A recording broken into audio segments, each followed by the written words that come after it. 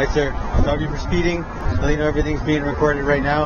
Do you have your driver's license, ownership, and insurance? Is this your vehicle? No. Others. Father's vehicle? Okay. I had you doing about 115 on a fairly consistent basis, and I was able to get you on radar at like 160. So we have a problem because the speed limit through there is 60. So you're doing more than twice the speed limit at one point. Stunt driving means you're going to lose your license for 30 days. The vehicle is going to go into impound for 2 weeks.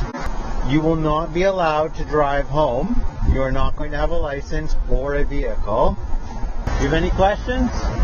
No? Okay.